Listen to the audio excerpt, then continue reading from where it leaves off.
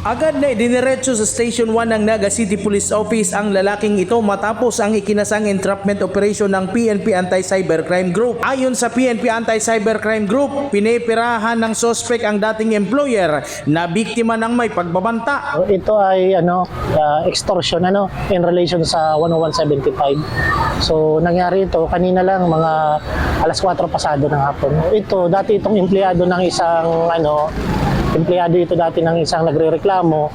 Ngayon, matapos niyang hingian ng pera, binigyan siya ng 25,000, nagkaroon sila ng kasunduan, notaryado na hindi na siya makikialam matapos na mabagyan yung 25,000. Ngunit hindi pa umano natapos dyan ang panguuthut ng suspect. Matapos humingi pa siya ng mas malaking halaga ng pera sa biktima na may kasamang pagbabanta. Dito na humingi ng tulong ang biktima sa mga otoridad at agad ikinasa ang entrapment operation. Ngayon, naghihingi siya ng 75,000 or 80,000, umabot sa tawad na 75,000.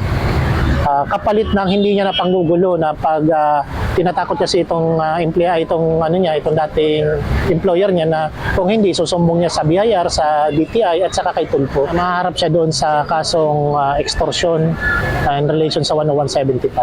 Meron naman itong piyansa, magdidetermine na lang yan yung prosecution. Naharap ang suspect sa patong-patong na reklamong may kaugnayan sa Cybercrime Prevention Act of 2012. Doon sa mga empleyado na kung sila naman ay may demand doon sa kanilang employer, daanin nila sa tamang proseso.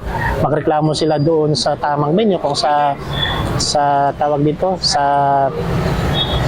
itong nag-aano na sa labor. O doon nila pag-usapan, huwag nilang hihingian ng kapalit ng pera o tatakutin yung kanilang employer para hindi sila magkaroon ng ganitong kaso. Jan Amador, CSN.